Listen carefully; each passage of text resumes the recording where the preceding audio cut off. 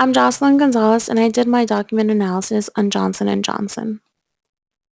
The question that I wanted to impose on my paper was whether Johnson & Johnson's decisions and actions represent the organization's credo.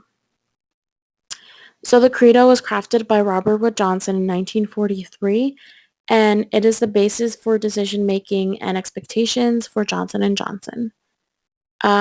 The credo acknowledges the responsibility to its organizational stakeholders, which are the users of the Johnson & Johnson products, which are nurses, doctors, and patients. Then it's the employees, the community, and lastly, it's the stockholders. The credo helps to create the organizational identity for Johnson & Johnson.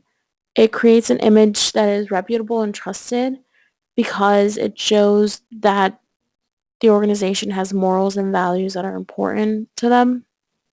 And it also creates the culture for Johnson & Johnson because the credo should be followed by employees and should be known by heart.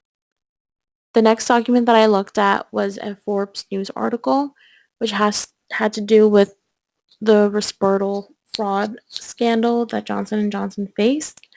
Basically, they were giving kickbacks to nursing homes so that they would use and promote their drugs, the Risperdal drug. Alex Gorski at the time was VP of marketing at Janssen, and he was set to be linked to this scandal. I think this is interesting because Johnson & Johnson went through and making him now chairman and CEO, even though the government wanted to depose him.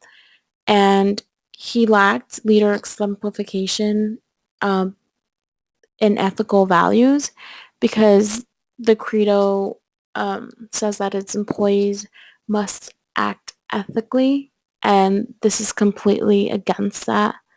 I thought that was interesting. The next article has to do with the whistleblowers that brought to light the Risperdal fraud scandal. So basically, it brought unfair advantage of the market for Johnson & Johnson. And it's interesting because the whistleblowers risked their personal and economical stability, but they stood behind the values of the credo, unlike the leaders. Now, the more recent scandal is the baby powder cancer lawsuits that Johnson & Johnson is facing, which threatens the reputation of the organization because baby powder is one of their stable products. So this came about because of the lack of organizational crisis prevention.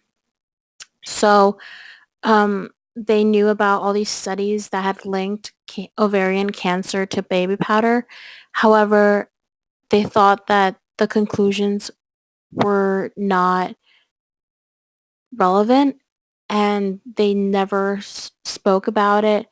I think if they had done better pre-crisis and crisis prevention, they could have avoided this scandal just by counteracting the results with their own studies.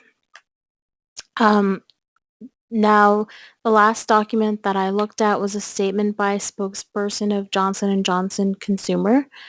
Basically, she responded to the lawsuit hearing, and she did some crisis management in this by exposing this statement, and it gave stakeholders reassurance because they stood by their beliefs that their studies have more power than these allegations.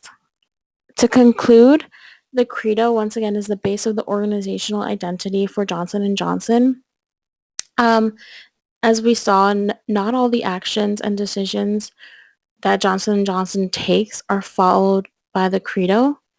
And it's important to keep in mind that there's constant changes in organizational identity, which is what Johnson & Johnson might be going through.